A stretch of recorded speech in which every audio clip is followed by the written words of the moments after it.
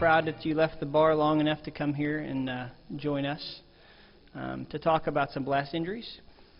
Briefly, my background: I am the current medical director for the MedStar Mobile Health System in Fort Worth, Texas, which is a small town in North Texas. We work closely integrated with all of our fire and EMS systems around.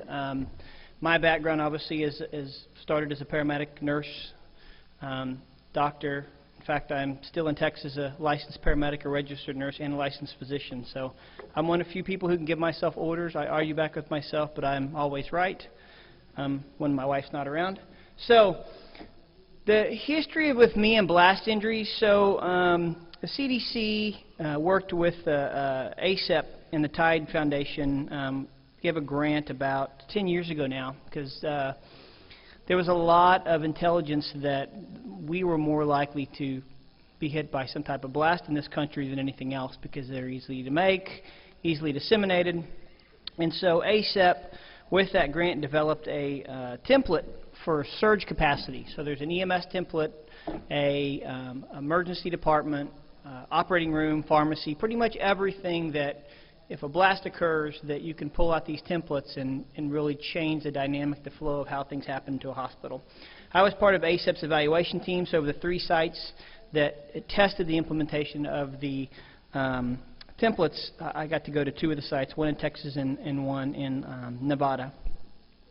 I'm currently one of our task force medical team managers for Texas, and so you all are aware this last year we had an unexpected explosion in the small town of West, and so I got activated after working my shift in the ER, taking care of some of the first 2 victims we got in Fort Worth, then went home and grabbed my bags and headed down to West. And so it was really the first time that I had seen all the stuff that I talked about and I had studied all these years, actually had seen what the mechanisms of a blast are. So I want to go through just kind of blast injuries. I want to review stuff. I know it's a hot topic for everybody right now. We obviously had a substantial blast in Boston, and which is completely different than what we had in West.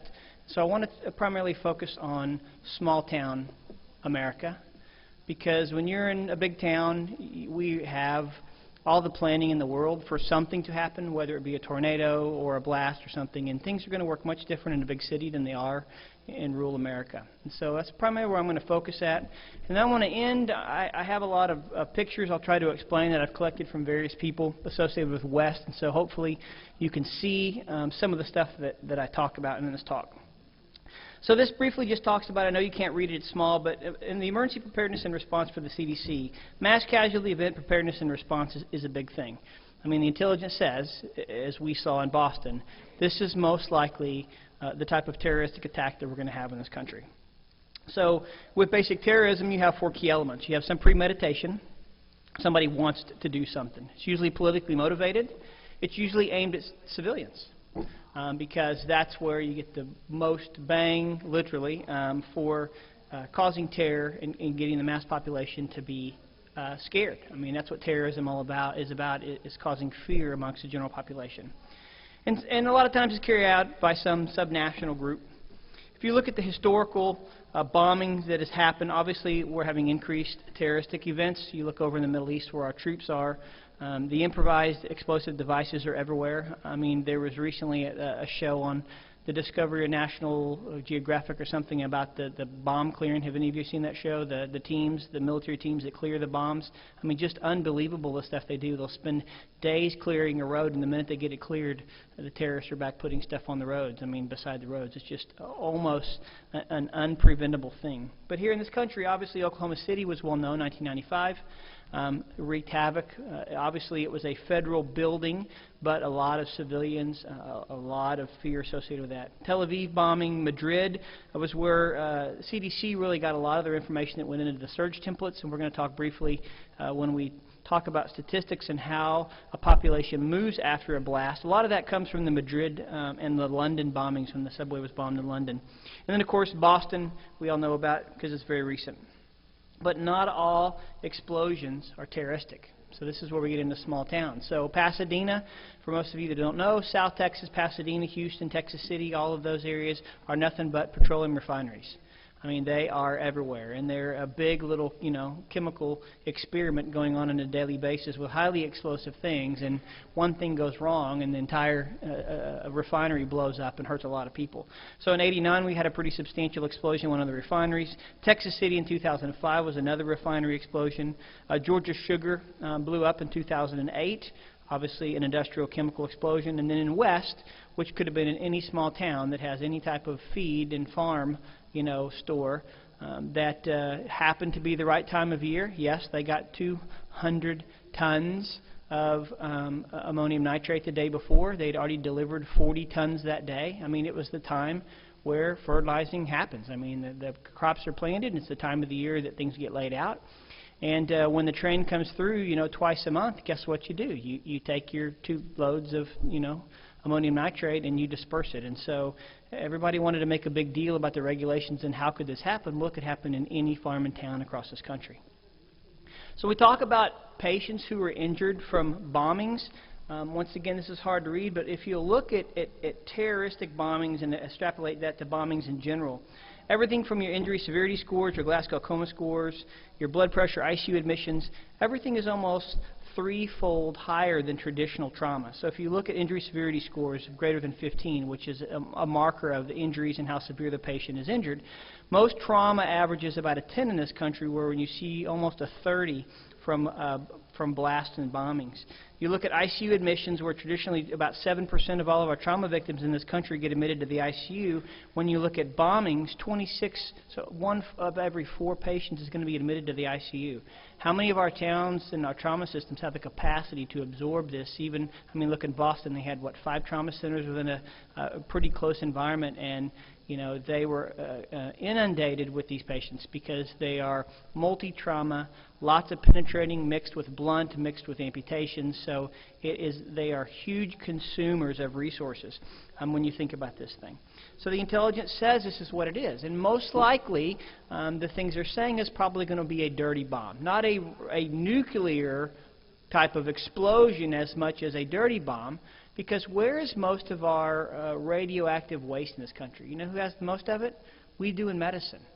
All right? Because of all of the studies, the nuclear studies that get done, all of the iodine, radioactive iodine that we give to thyroid patients on a daily basis in this country. It's everywhere. And the devices are so easy to make. So you take some simple incendiary device, put it under pressure, it becomes a high explosive device, and then you buy a disposable cell phone. This is the kind of stuff that you can find on the internet, and it does not take a rocket scientist to do this. So when you look at blast devices, improvised explosive devices, or car bombs, parcel bombs, backpack bombs, I mean anything and everything that you can imagine. There's incendiary bombs we saw in New York with airplane bombs. So taking something that is going to burn as much as it is going to explode. Rocket-propelled grenades, surface-to-air missiles. But improvised explosive devices can be homemade devices. And they're designed to cause death and injury. Mass panic, they're designed to overwhelm our emergency response system because they want to instill fear. A lot of times what you saw in Boston is they were often packed with metal object. Why is that? The device explodes and throws crap everywhere. So now you have blunt, but you have tons of penetrating trauma. Those pressure cooker devices they had in Boston were stuffed with nails and ball bearings and all kinds of things on the outer lining of the explosive device. So when it exploded, they literally had shrapnel injuries all surrounding the victims. And then, of course, dirty bombs we talked about. So imagine if you set off some type of, minimal explosive device, you get some medical radioactive waste. Now your responders come, you have a minimal explosion, but when you pull out your radiation measuring devices, you measure radiation. Imagine the mass panic that go across now that we're transporting these patients to all these hospitals, and we think it was maybe some nuclear type of explosion. You can imagine what it would do to our emergency response system in our hospitals. Now, high-order explosives like nitroglycerin, dynamite, plastics, ammonium nitrate, somewhat harder to come by. Diesel and ammonium nitrate is what they used in Oklahoma City. There's been a lot of watch on that now. But you can take low-order explosives under pressure and make them high-order explosives, and things are easy to come by. Petroleum products, gunpowder, black powder, which you can pretty much buy in any, Cabela's or Academy, or you name it. It's pretty much everywhere. And you can see there, that's simply a piece of galvanized pipe which they ground grooves in it. What's the purpose of the grooves? Those are explosive lines that become shrapnel and it explodes. And now you have $5 invested in an improvised explosive device, which is low order, but it's going to have high order explosives due to the pressure. So explosive events themselves, we all know about incident command, obviously concern of crime scene preservation. A lot of times these are multi-jurisdictional responses. In West we had feds, we had all kinds of stuff because they didn't know what it was. And I was amazed at how fast the federal partners got there. They were amazing responses, how quick they were there, gathering information and doing surveillance. Scene safety is very important, especially when you start talking about dirty bombs. I mean, imagine if, like in Spain, we'll see here in a second, that up to 70% of your injured are going to self-triage. They're going to get themselves off of the scene and make their own way to the hospital. So you can imagine if you have some contaminated with either biological or nuclear, type of exposure, and these individuals are being self-triaged to the emergency department. So they're going to walk in the front door of the triage. Where do all their hospitals have their decontamination bays? They're out back where the ambulances bring the patients in. So what are they going to do? They're going to trace all these people that are contaminated right through the middle of the emergency department to the back to decontaminate them, and now you've just completely shut down the hospital because now it's contaminated. So these are things that people don't think about when you start talking about traditional emergency responses, but these are the things that we know historically have happened. So another issue of concern is secondary devices. You've seen it many times, and in fact, depending on the reports you hear, when we had our debriefings on Boston, there was an additional device that didn't go off. I don't know. But one of the concerns is your first aid and your medical response station. So you set off one device and you set off another device. Everybody's going to take the victims to your first aid or your pre-assigned medical treatment area. Imagine if a third device goes off there and now takes off out your emergency responders and your medical teams attempting to care for the sick and injured. And so those are things you got to worry about. How many of us, when we work standby special events, do we really do surveillance around our own first aid tents? Because after all, who's going to hurt us? Well, if you're military, you know. I mean, what's happening over in the Middle East now, that when they're unloading these medevac helicopters, the snipers are sitting there taking pot shots at the guys trying to unload the helicopters. And so that's their target now. Building collapses is another thing. Who was the only person that got injured after the Murray building in Oklahoma City? It was a nurse who ran down to help and was killed by falling debris from the building. So building collapse, airborne contaminants, which we saw in New York City with all the rescue workers not thinking about respiratory protection, and now we've got hundreds of people with chronic interstitial lung disease from all of the pulverized crap that they were inhaling. Saw the same thing in West. So contaminated scenes, contaminated patients, and then the perpetrators, as we saw in Boston, were there. They weren't injured, and they're still roaming around. So you can imagine if they still have intent to do so. We're going to talk briefly, or I'll mention a few things of that. So scene safety, obviously you want to look, if you see a lot of people with a lot of multiple soft tissue injuries and they look bad, and then you see one person who doesn't, who's in the mix of them, kind of give you a clue of what something's not right. Looking at vehicles that are out of place, people acting oddly, packages, containers. Obviously we talked about structural damage, various weather type of events, and then of course secondary devices. So for the responders, that's us. Obviously personal protective equipment, thinking of coveralls, heavy coats, gloves, steel-toed boots, hard hats. I mean, if you're truly going to go into this type of urban search and rescue environment, then you truly need to be prepared for it. Most EMS systems do not provide their people with the appropriate personal protective equipment, hard hats, and these kind of things to be going into these scenes. Most fire departments have it, but most EMS systems do not. So working closely with them and scene management and incident command. Obviously, eye protection, masks were an afterthought in everything. And so when we deployed to West, we were wearing our half face with organic cartridges because we didn't know at the time. A lot of the first responders and others around were simply wearing little surgical masks. And they're like, why are you guys wearing those big masks? Because it's usually the physician's call to what mask we wear. And everybody thought we were doing an overkill. And I said, well, look over there at that federal PhD chemist over there. You see how she's wearing a full face mask, with a positive supply? So if she knows something that we don't know, and then we need to be a little more aggressive than we think we are. So, in typical fashion, we're invincible. It'll never happen to us. So, contain the scene. Obviously, PD, very important in this. Law enforcement denying entry, setting up zones for decontamination, hot, warm, and cold zone. Attempting to contain the people. That's kind of funny because you want to decontaminate if there's been exposure. But remember, up to 70% of these people are going to self-evacuate. And what they found in Boston, when everybody got there and they started giving everybody instructions, what did most people that were in the blast zone that had any low form of overpressure wave, what gets blown out? Your eardrums. So you can tell them things all day long, but all they're hearing is ringing, and they don't read lips very well. And so you got to think about these things when you start planning. You can design this perfect plan that's supposed to work, and you'll find out that it doesn't always work. So scene safety, most important, cause no injury, protect yourself. Activate a command system early. I think we wait on that a lot because we routinely run, what we would call multiple casualty incidences on our everyday jobs, and we don't truly activate instant command, so it's usually an afterthought. But in these type of events, we've got to activate early. Limit access and attempt to contain the incident. So when we start talking about triage, very difficult in blast injuries. You're going to have unique patterns, multiple occult injuries. You're going to have people that are covered, literally they will be covered in blood, and a lot of times it's from very superficial injuries, from cuts and scrapes that you really can't see from secondary type of explosive devices. But the challenge is some of those small little puncture wounds end up being much larger internal injuries because there's a penetrating trauma that's completely missed just based upon the device that hit them. Death often results in blast injuries right off the bat, just simply for the physics of the blast. Tons of walking wounded, and they will be walking everywhere. And so it's like literally herding cats, attempting to get everybody together because they're stunned by the device. They're trying to get out of the way because they don't know what else is going on. I mean, look at the videos of Boston. You can see what happens when blast. I mean, everybody just scatters. Lots of hidden internal injuries. But a lot of your non-critical patients are going to require time-sensitive interventions and evaluations at least. So in our trauma centers, you know that they give everybody therapeutic radiation and get 350,000 CAT scans on every patient. Well, imagine now that you have 10, 15, 20 people walking in the door with multiple small puncture wounds.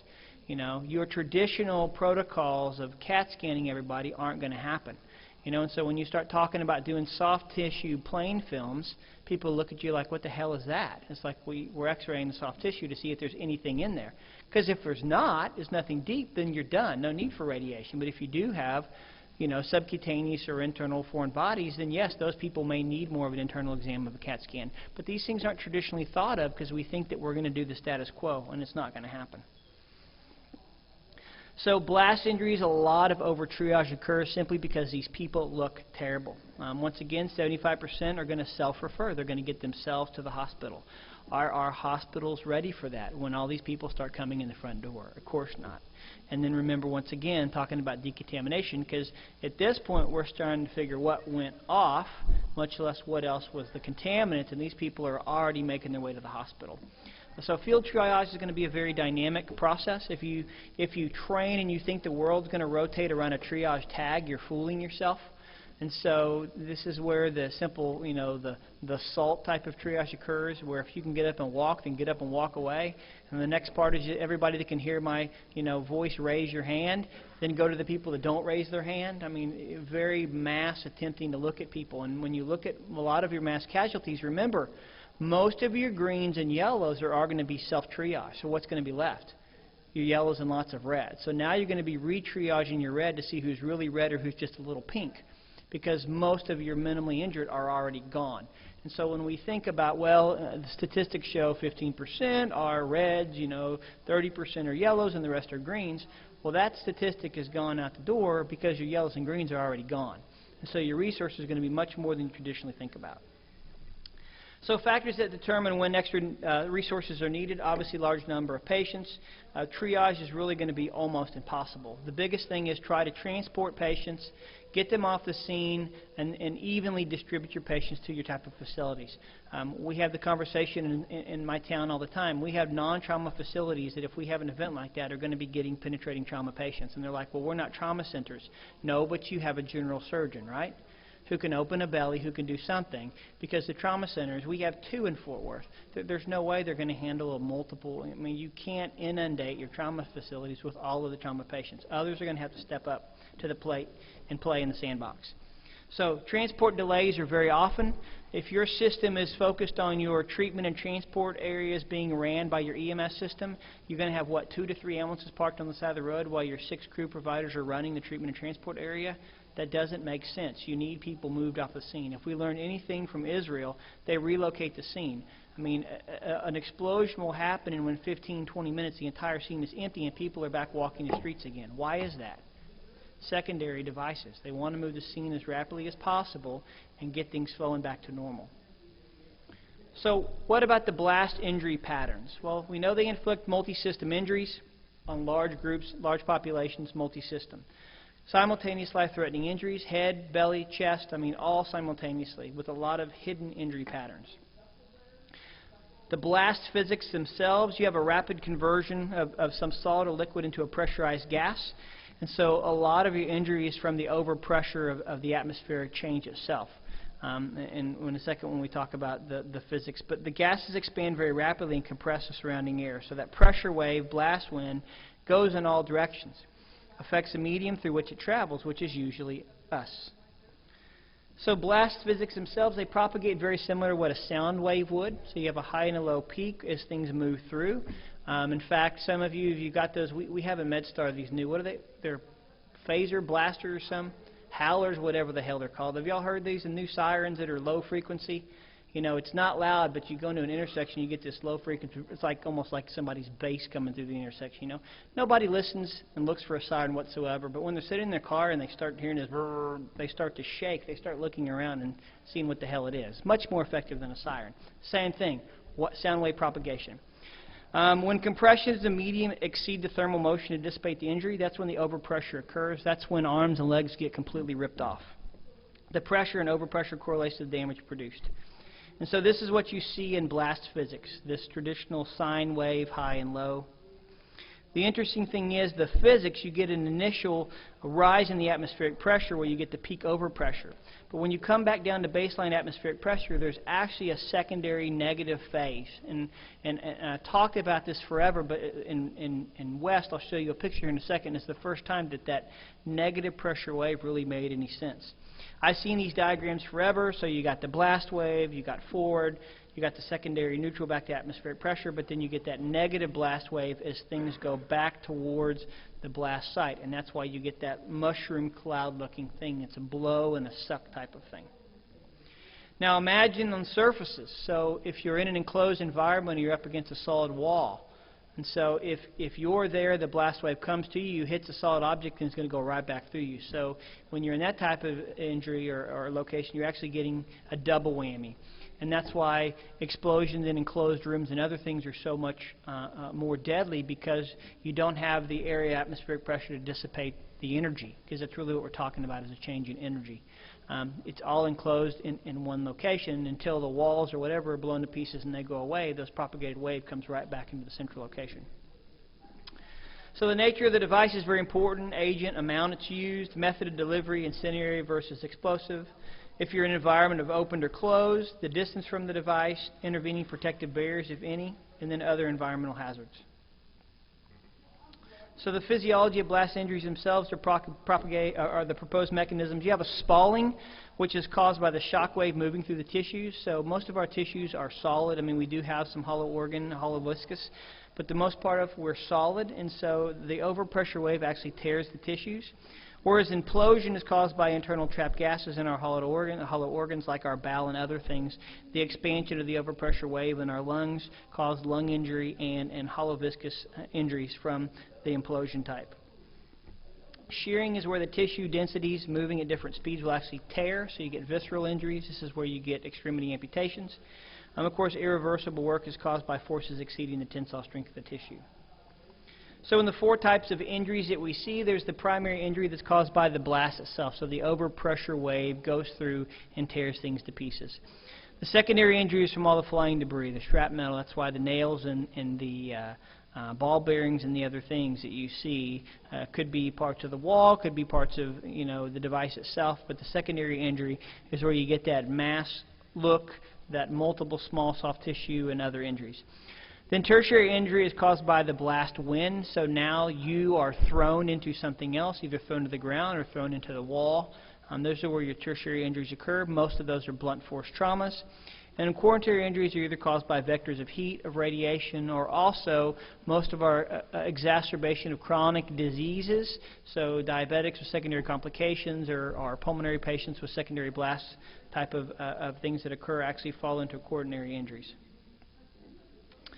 So like I said, the primary injury, the blunt force overwave, it's unique to high-order explosives, so you have to have pressure, high-order explosives. It's the impact of the overpressurization through the body surfaces, blunt force injuries, barotraumas. So the most common things we see in primary blast injury are blast lung, tympanic membrane rupture, middle ear damage, abdominal solid organ injury, or abdominal organ perforation. The auditory blast is the most obvious scene because people can't hear. We look in their ear. Often there's blood coming from the ears. When you see that, you also know that there was enough pressure to cause other damage, so you must start thinking of blast lung and others. So middle ear ruptured TMs, inner ear with a sensory neuro hearing loss themselves. This occurs at 5 psi, which is relatively a low overpressure, but enough to rupture the membrane. And this is what the tympanic membrane looks like. It simply just blows out. So when you see that, you have to look for blast lung, which is patients who will present in respiratory distress hypoxia. Very similar to what a pulmonary contusion is. You can get pneumohemos, you can get air embolisms, pneumomediastinums from airway tears. A much higher pressure here, 50 to 80 psi. Less than 10% of your casualties will actually be from blast lung. They mostly are injured from more solid organ or complete amputations. But about 30 to 60% of your admitted casualties, especially your ICU patients, are going to suffer from blast lung. So now you start worrying about your ICU, your ventilator capacities, and things are really going to change. And of course, this is higher with an enclosed space because all of the blast wave comes right back to you. And this is the picture, what you see. I don't know how it projects out there, but you see this vague interstitial pulmonary hemorrhage here. That's what blast lung is. So your secondary injury is most common. Cause of death, that's from flying debris, screws, nails, other shrapnel. You can see the picture down below there from an IED in the Middle East that just blows and tears things to pieces. The interesting fact here is that we're now saving a lot of our military men and women by simple early application of tourniquets. It's been well adopted into the military realm, but not so much in the civilian realm because many of us were still trained that tourniquets were a thing of last resort. But I think that's changing. The evidence shows it's very important, and I would speculate that most of us today have tourniquets on our EMS and fire apparatus. I still think that we underuse them, especially in uncontrolled hemorrhage. Most secondary injuries are from penetrating trauma, fractures, traumatic amputations, soft tissue. This is actually one of the victims there from Boston, where you can see that the secondary blast just completely ripped his leg off there. So the penetrating trauma, foreign bodies, very unpredictable paths. You may have very mild external signs, a small puncture, so you really have to be astute and look for these things. You really have to have a low threshold for, like I said earlier, imaging. We need to move to more rapid plain film, soft tissue, looking for things. If they're there, then search deeper. If they're not there, then use your CTs and other things more judiciously. Consider all wounds contaminated. We don't really close these. A lot of people going home on antibiotics. Puncture wounds we try to attempt to leave open and clear by secondary intention because the last thing you want to do is sew it up with a bunch of trash inside. So here's an example of what you can see in a plain film. Small penetration, and a facial injury which you'd never suspect, but doing plain film you can see obviously the nail had traveled farther. So your tertiary injuries are from the blast wind, patients being thrown. This is where you get your skull, your fractures, your solid organs, that type of tertiary event, primary, secondary, and tertiary. Treatment for these are just your standard protocols like you would. Your coronary are more explosive-related injuries and illnesses, not particularly to primary, secondary, or tertiary mechanisms or exacerbations of chronic conditions like we talked. Now you can see here in this picture, these patients are multidisciplinary. Multiple combined mechanisms, eviscerations, complex management. This is truly where the CDC has moved to that blue expectant category. So I know this is a terrible thing, but can you imagine the resources that would be consumed? And if you have 20 and 30 patients, there comes a point in time to where could this person potentially be saved? Maybe, but the resources that it would take for this one is going to take 3 and 4 resources away from other individuals who have a more likely chance. So terrible, very, very complex things that will really have to be astute upon our resource utilization. So this cartoon just shows the primary blast going there, pressure, secondary blast shrapnel, and then the tertiary blast as the cartoon is being thrown in your traditional blunt force traumas. So what have we learned from the military experience? Lots of medical advances with damage control surgery. Have you guys heard of this new term of damage control surgery? So before we would go in and we would spend 6 and 8 hours trying to fix a liver laceration and do this thing and make somebody so, hey Jeffrey, so hypothermic and coagulopathic that they end up dying in the operating room. Or now they'll go in, they'll literally pack the patient, full of sponges and literally, leave them open and sew saran wrap in a sense over their abdomen. And then resuscitate them with blood and other products and delay the final closure till hours to days later. And they'll go in little bits at a time. They'll go back in, pull out the packing, repack, and allow the compensatory mechanisms to really be effective in what we would traditionally do. The military is moving to whole blood, very little crystalloid solutions anymore. Lots of tourniquets early, we talked about that. Hemostatic agents, hemostatic dressings, once again, it's the most basic of EMS. Control hemorrhage. Nothing frustrates me more when I go, work my ER shifts and I walk in through the ambulance bay and I see blood dripping all the way into the trauma bays. I mean, that is the basic of basic first aid. We have to control hemorrhage. That's just that simple.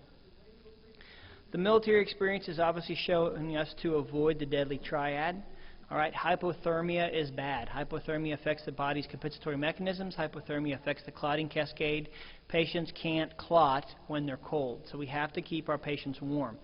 If you go into the operating room today in most trauma facilities, it's been going on in burn centers forever. The operating rooms are 80s, and the surgeons hate it because they're in there sweating like pigs. So they're doing that for the patient. It's not about the physician, it's about the patient. The patients will become coagulopathic very early. A metabolic acidosis will occur, and we help all of this by doing what? What is our standard triage protocols and treatment and transport in EMS today? Crystalloids. Where is salt water? If you look at the history of salt water and crystalloids in resuscitation, it came from where? It came from a disease, dysentery. It had nothing to do with blood loss, but had to do with a loss of water. And so replacement of the water showed that those patients did better. And well, hell, if that worked good, about the time, that's some good stuff next door, maybe we need to start partying, that we saw the adoption in the Vietnam deployments where we started replacing 2, 3, 4, 5 to 1 with crystalloids for every 1 of blood lost. And then you start getting into now RDS with lung injury, shock lung. You start talking about the electrolyte imbalances. And if you really want to look at the pH of what our normal saline is. It's 3 or 4. It's extremely acidotic, and that's why people get a metabolic acidosis from crystalloid solutions. How many of you now have permissive hypotensive protocols in trauma?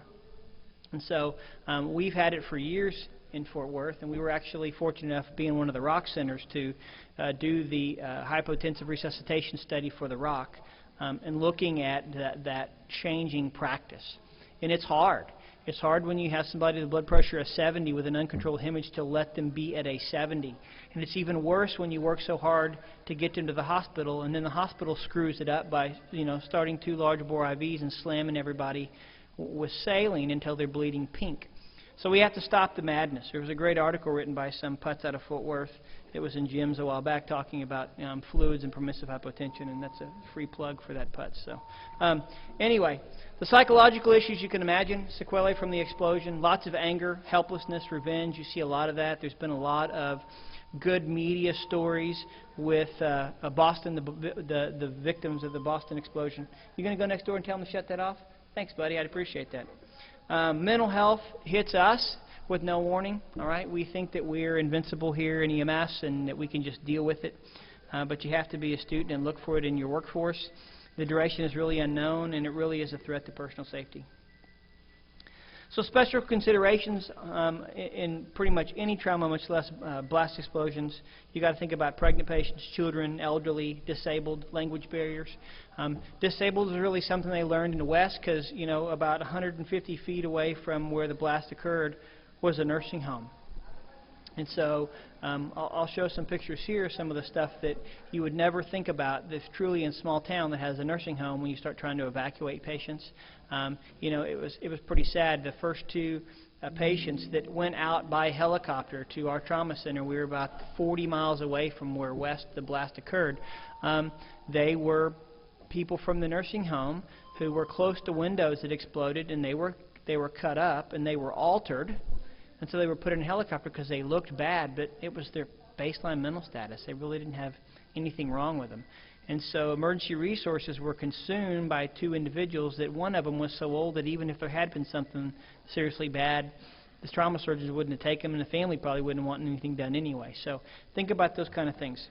So I'm going to show some pictures here, please. You know, obviously people died, and I try to be respectful of that. But this is more for educational purposes so that you can realize that yes, this can happen in any small town. So this was a satellite view of the plant. This plant was started about 50 years ago, and it was truly on the outskirts of town. The problem was the town grew up around the plant.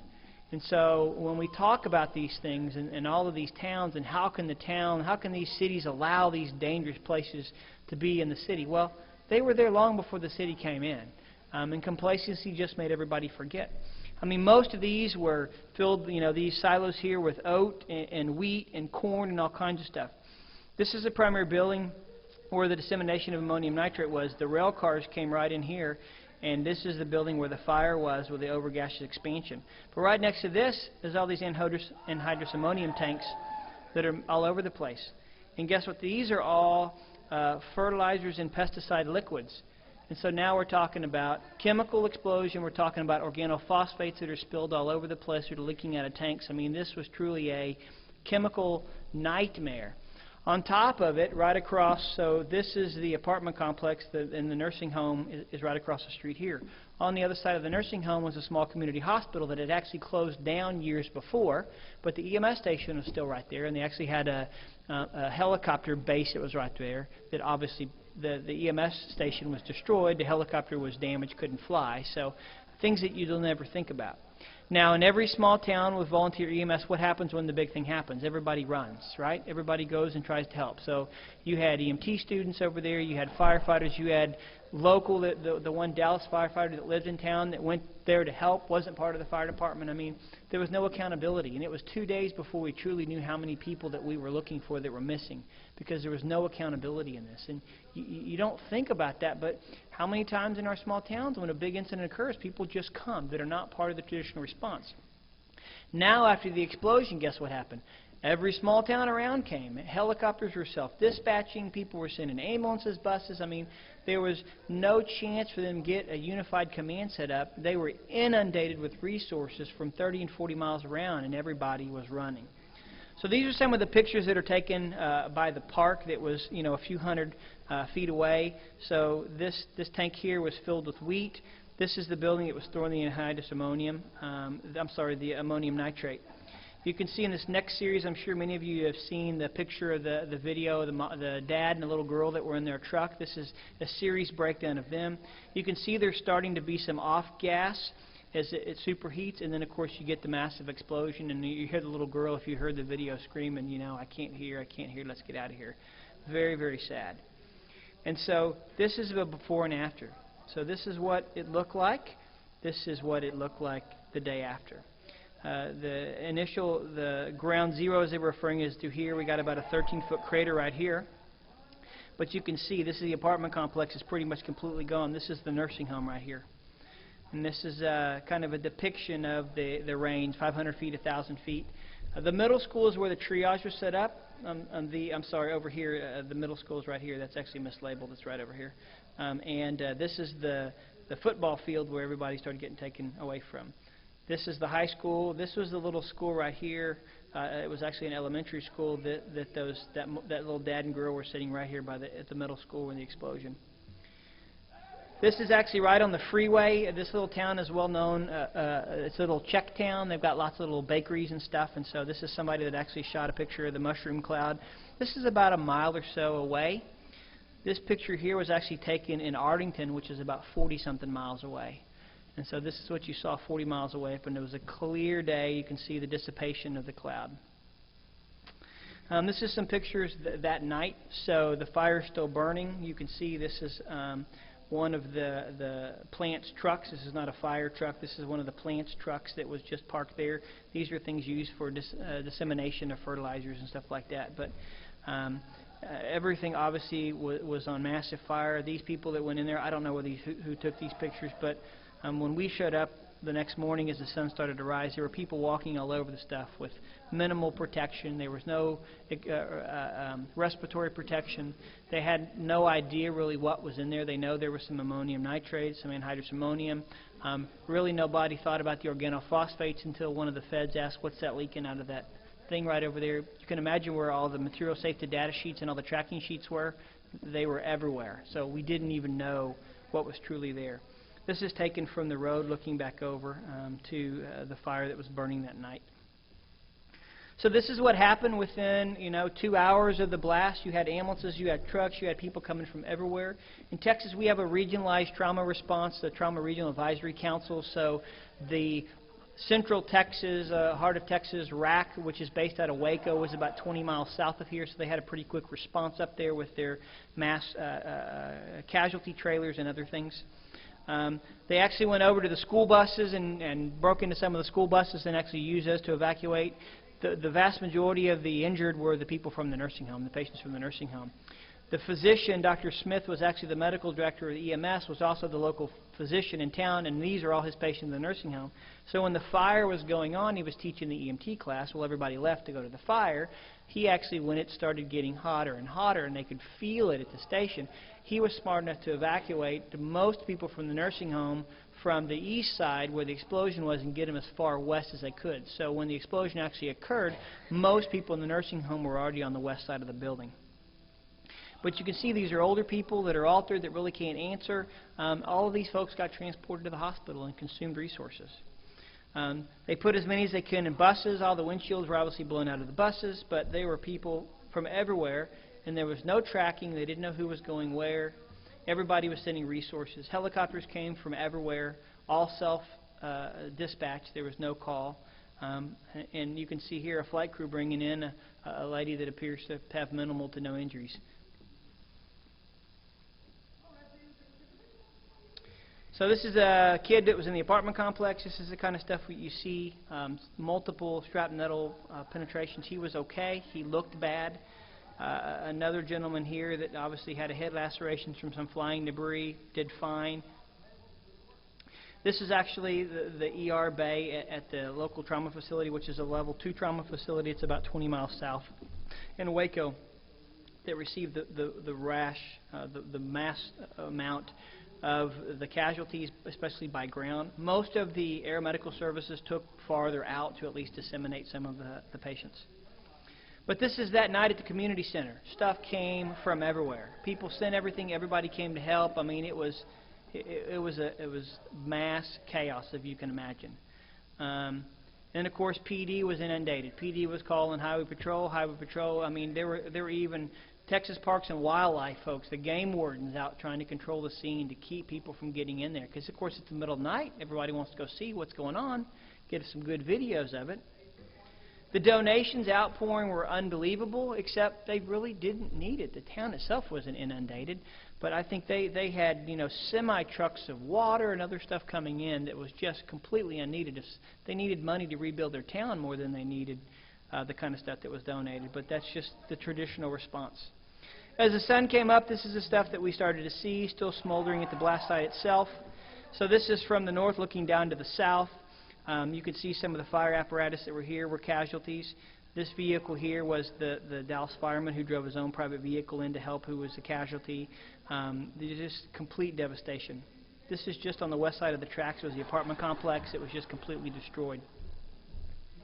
So you can see here, this is the blast site itself. This was a little park where kids were playing until about 15 minutes before the blast occurred, because it got so hot they couldn't be on the playground. But most of these people from the apartment complex were out here in the playground watching this thing burn right there. And so you can imagine if there had been people in this playground and out here when the actual explosion occurred. But fortunately, it got so hot that people were starting to leave. In fact, a lot of people were actually evacuated. They were getting their belongings and stuff out of the apartment complex because they were afraid the apartment complex was going to burn, which was interesting because one truck that was incapacitated had a mounted deer head in the front seat and 3 bass and a crappie in the back seat. So I didn't know what to think of all that. So. Interesting picture here. We'll show this a little bit later here, but look at how the blast actually moved the rail tracks. Completely pushed them over. The force was just unbelievable. Satellite pictures from the military were able to get these, but you can see just a complete devastation. We had 5 people that were missing in this apartment complexes, and so this is where our team primarily focused on doing a clearance, both with Task Force 1, our team, and Task Force 2 out of Dallas. And so a lot of time spent there. There were 2 casualties in the apartment complex, but fortunately the family of 4 that we were looking for had extricated, and they were actually with family in Austin and didn't know anybody was looking for them.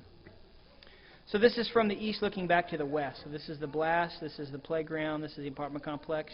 You can see the nursing home here, and this is the EMS station, and this is the old hospital. So very, very close. This is the middle school, the elementary school that was right over here. Just more pictures of complete devastation. I did find that wheat will actually fly farther than corn. I found little pieces of wheat, 3 times farther than the corn. I guess the weight, it fell much faster. That's my scientific evaluation there. This is a picture of the elementary school. Just the heat overpressure caught the school on fire. I took this picture because this is just to show this dust was everywhere. And you can imagine walking through and doing stuff of all the stuff you're kicking up and we were breathing in. When we went through the actual blast zone after it was cleared by ATF, trying to do a count on human remains, the veterinarians wouldn't clear the search and rescue dogs to go through because there was so much contaminant on the ground. They were worried about the dogs. So I said, what does that say about us? You'll send us into the zone, but you won't send the dogs. So what does that tell you? Another thing I learned I really never thought about, every electric vehicle, airbags deployed, fuel pumps off, all cars were pretty much completely incapacitated. And so they found that with the ambulances that were at the station that were shut down simply because when the airbags go off, the fuel pumps shut off, even when the keys were not on. So I don't know how that happens. It was kind of impressive. There was one car just on the other side of the street that the blast side tires were blown out, the other side was not. I imagine from the overpressure wave. Quite fascinating. The car itself, other than having broken windows, didn't have much. Playground, debris everywhere. I was just fascinated with thinking people were on this playground playing, watching this place burn. Houses, foundations, the brick facades were just torn to pieces. All the roofs were literally lifted up and dropped back down. Everything inside every house, the sheetrock, the insulation, everything was down. So trying to clear a house, go through there with everything down on top was almost impossible. People ran out, left all their animals and everything else. It was quite interesting. We had one of our teams up on the 2nd story of the apartment complex, and they were throwing debris down. And one of them threw, looked like a fish tank or whatever. And when it came down, somebody said, were there fish? And they said, no, it didn't look like fish. Somebody said, well, that's a snake tank. You should have seen those guys come down that ladder in no time at all. And they were down 90-0 to get out of that apartment complex. It was quite funny. But just the roof devastation, the houses, the foundations were completely destroyed. This is across the street, just by the nursing home. You can see the tops were put down. They were volunteer firemen the night of the fire in the black trying to go through these houses and clear these houses. I know everybody was trying to do a good thing, and fortunately nobody was injured. But the potential injury was unbelievable because what you couldn't see at night was this. the blast wave completely shifted these huge brick chimneys, and you can imagine the teeter-tottering effect of somebody's in this house moving stuff around and this thing comes tumbling down. You can imagine the devastation. Apartment complex, just complete devastation. This is actually a piece of I-beam. It probably weighs 500 to 600 pounds. It was thrown about 200 feet and made about a 1.5 foot gouge. So when you start talking about, tertiary, secondary and tertiary injuries, you can imagine if this would have hit somebody, it would have completely destroyed them.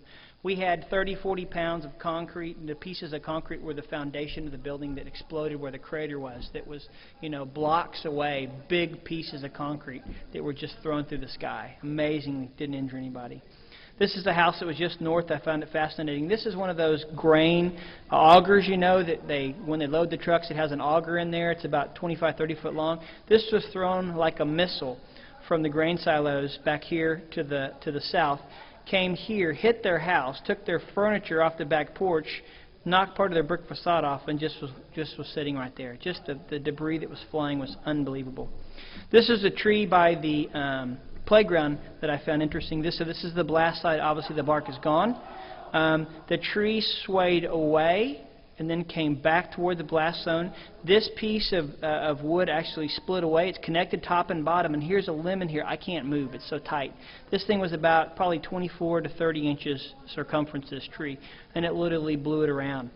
This is my hand sticking it down on the back side of the tree where it displaced the dirt from being pushed with the blast as it stood back up. This was an aha moment for me. So our base of operation was the middle school that was quite a ways. It's about a half mile away or so. These are glass blocks in the gymnasium. The inside of the gymnasium, the glass block is still intact. The outside of it is blown. So from the negative, there's gas in those glass blocks. So the negative pressure expanded, and the negative pressure have expanded the gas inside the glass blocks and blew out the outside of it. It was just fascinating to me, and that's when the aha moment for blast lung really set in for me. This was the nursing home. I just looked in one of the windows. Obviously somebody was sitting there in a chair when the window blew. So now you have an elderly population with a lot of soft tissue injuries, bleeding. You could see how it inundated the emergency departments when you were truly trying to evaluate all these people. Dr. Smith and his team did a wonderful job of evacuating. They got actually they grabbed one of the fire exit diagrams off of the wall and started marking rooms that they had cleared, which was just forward thinking that, there was no plan for this.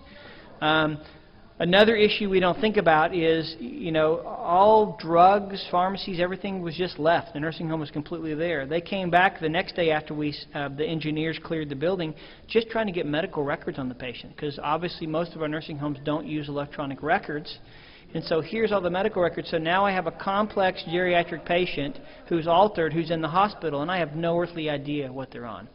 When I was in Dallas working when Katrina happened, we had a lady in the ICU for 3 days that, we had all their medical information, and she kept getting worse and worse and worse, and so we finally stopped everything and we started from scratch. Later we found out that the medical records that came with the patient were the wrong medical records. So everything that we were doing was for a completely other patient. So it's really amazing when you think about the disaster timing. This is actually about a 40 to 50 foot piece of train rail that was thrown and twisted like a little pixie stick. Just unbelievable. This is the movement of the train tracks. So over here to the left is where the blast was. You can see where the train tracks used to be, and it literally pushed the entire track over 2.5 to 3 feet. All the hazmat fire guys will really enjoy this. I don't know what placard this was on, but whatever it was on, you're not supposed to put water on. So who knows when and where it was. This is a train car that's completely filled with ammonium nitrate that was literally thrown on its side. They said this thing carries about 100 tons, I think is what they said. Completely thrown on its side. This is similar to what overgassed and literally exploded and caused the problem, but this is the one that didn't go, that was a little more north. But you can see it literally picked the train car up and threw it on its side. Quite an amazing force. This is what we walked into when we were doing the walkthrough. There was crap everywhere. Fences, boxes of needles for giving cow shots. I mean, there was all kinds of stuff. Organophosphates. I mean, just complete devastation of the site itself. So this was a hazardous materials, disaster, if you can imagine. Here's the tanks. So just on the other side of these tanks is where the building was that exploded, but these all had anhydrous ammonium. This is what they thought was actually going to blow, but it fortunately didn't blow. We had one of our team members that obviously is not from the country and realized you don't walk across this stuff. He started to sink like quicksand, you know, so 2 and 3 people tried to get in there and jump and get him, and they all start to sink. So after the fact, it was kind of funny. At the time, it was kind of scary. These are oats. You know, and you can't particularly walk on oats. This is about 3 to 4 foot thick, and so they were just sinking. We're fortunate in Texas that when we deploy with the vets from Texas A&M to care for our animals. We were glad they were there because every house that we cleared, we found animals. I mean, with lacerations, dogs, cats, you know, so we rescued animals. That's really what we were about. And that's something you don't think about in these events. You're looking for people, you're not looking for animals. But, you know, human lives are lost. This brings it home. We were walking through the explosion site, you know, and I saw this little picture on the wall. This is literally 5 feet from what the remains of the building was, and this is some little picture that a girl drew for her father or grandfather who worked at the site, you know, and just brings it all home. And then you see little kids' shoes around. This completely devastated the emergency response of West. These were their peeps. These were their friends. These were their families. And a very small, tight-knit community that is across every city in this country, small, rural America. And so it really makes you realize how easy something bad like this can happen. So what's the conclusions of this thing? Well, we have to prepare. We know that intelligence says blasts are the most common mass event, terroristic event that's going to happen in this country. If you think your traditional emergency response plans, your mass casualty plans are going to work in the event of a blast, you need to think twice. The injury patterns are different. The triage is going to be different. Once again, preparing your hospitals, these people are coming in the front door, not the back door. So how can we move people around and be decontaminated without bringing them into the facility? Protect, think. When you're doing, you know, now medical standbys and you're in other events, hospitals and others, think about it. We're a potential target. If they're going to cause an event, they're going to have a secondary desire to cause more terror, and we're the responders, they're going to want to get us. You see it. Fortunately, they're small, isolated cases, but look at now. It's not an uncommon thing in this country every year that somebody will start a fire and they sit across the street and sit there and shoot responders. How many of us EMS providers have gone into houses, you know, and you get a gun pulled on you? So we need to be very, very careful and protect. Provide for our friends, family, prepare for this.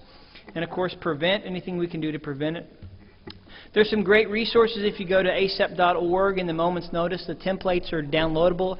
ASEP is actually looking, if you're a city that is interested in your EMS and hospitals getting together and implementing these templates. ASEP has the support. They're looking as part of the follow-up on the grant. I'm working with CDC trying to find more communities to implement these surge. I mean, they're truly a surge template that's designed for blast, but they could be for any type of mass casualty. There's more on the emergencycdc.gov, and of course, if you don't know, ASEP has a great game. It's called disasterhero.com. Every kid should play this.